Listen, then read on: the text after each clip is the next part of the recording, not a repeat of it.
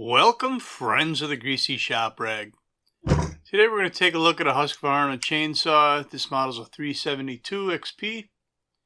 Customer complaint is that the stop switch isn't working. So we're going to dig into this a little bit and see if there's a good reason for it. A lot of times we'll find that the wire on the ignition coil is broken or something like that, and the switch doesn't work.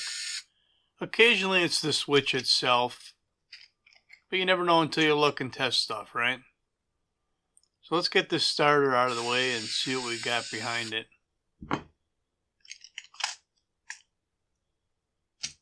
Well, what we got is that there's no stop switch wire. There are remnants of something having gone through the flywheel though. You can see the tab on the ignition module, that blue piece there.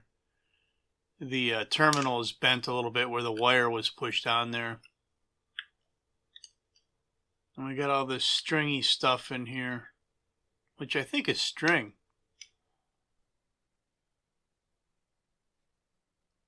What a mess.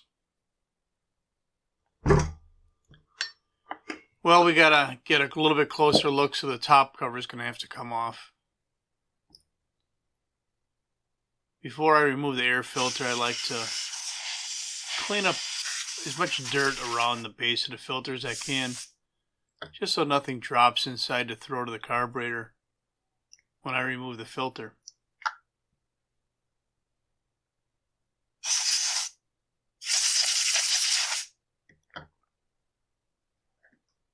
Where'd he go? So we need a Phillips screwdriver to get the 3 screws for the top cover loose.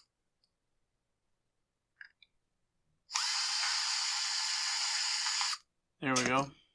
The only other thing holding it is the spark plug wire. It's kind of clipped into the cover. So look at this mess. There's string in here, and there's remnants of our old kill wire.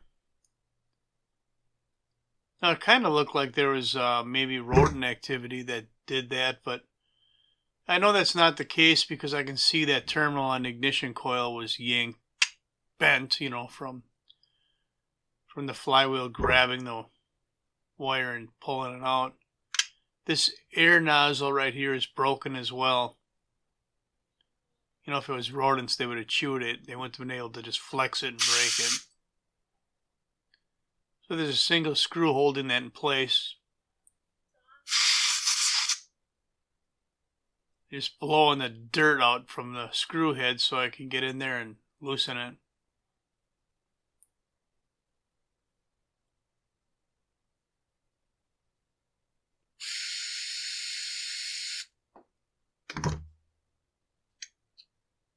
Alright, there's our air nozzle.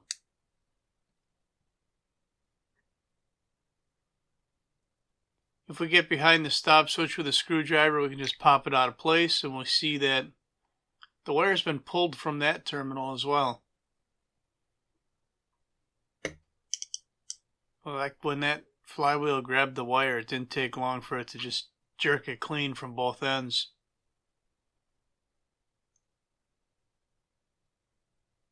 So we're going to take our multimeter and test the switch itself.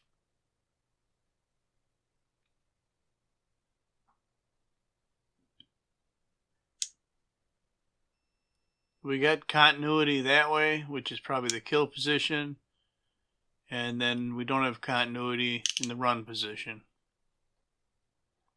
So I'm going to need an air nozzle and a pile of fuzzy stuff. Well, we had a used air nozzle. Didn't have a used pile of fuzzy stuff laying around. What I want to do here is get this screw really clean and use some thread locker on it. Right. The darn cover on a thread locker keeps coming off. It's getting kind of frustrating. Belt at the front counter, belt at the front counter. Then I got interrupted. But what I'm going to do is I'm going to super glue the cover onto the thread locker. You know, it's a 2-piece cover. And that bottle's probably going to last me a year. And I ain't playing that game for a year. So we're just going to super glue that cover on there. And I don't know why I left this in the video. I guess just a chop tip.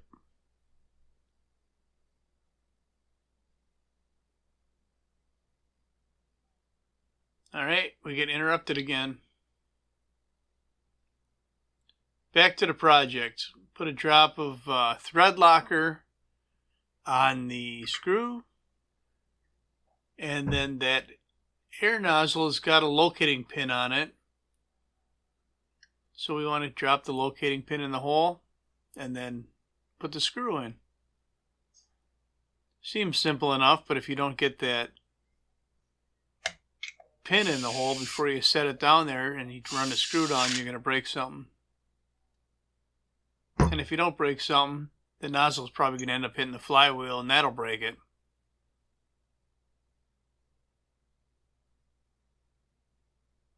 So now I need a wire. We're going to have to make one. So if you're thinking about doing this kind of work, you're probably going to need to know some basic wiring skills. I mean, this is about as simple as it gets. We're going to put 2 terminals on a piece of wire.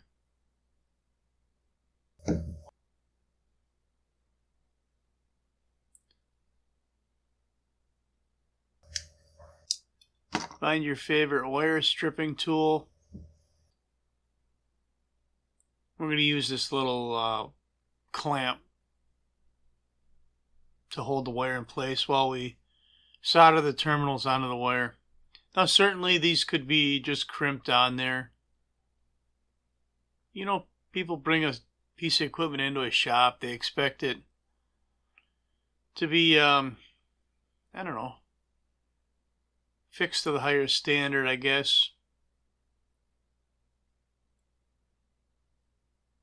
So we're going to use the Matco battery-powered soldering gun. Doesn't take long to get the solder to start to melt with this thing.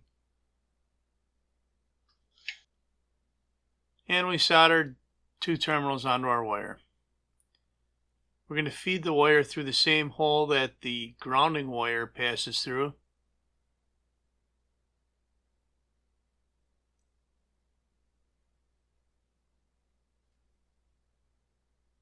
Come on. Oop, almost had it. Here we go.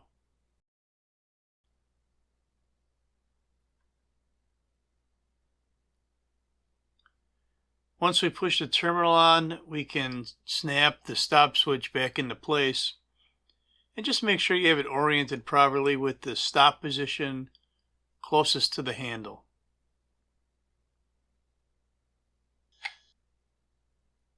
Fan shroud's going back on. We have to route the spark plug wire in it. And the diameter wire that I used here is just a hair thicker than the factory wiring.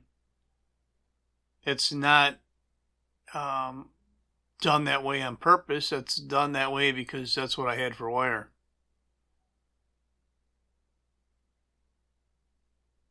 Then we push the terminal back on the ignition coil. You want to make sure that this wire is locked in, because if it drops down into the fan, you know, we'll be doing this job over again.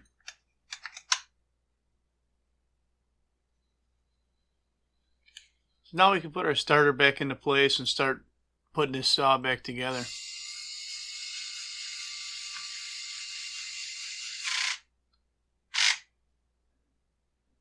Hurry up.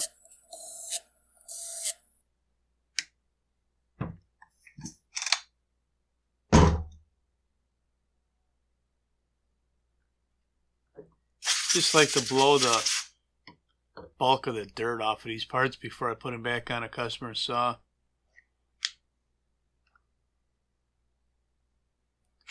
And then we get our Phillips screwdriver out and run this cover down. Then we'll get our air filter on and our air filter cover. And then we'll do a test run or a test stop and see if we are successful. So that's all I'm going to have for you on the Husqvarna 372 stop switch replacement. Thanks for watching. Later.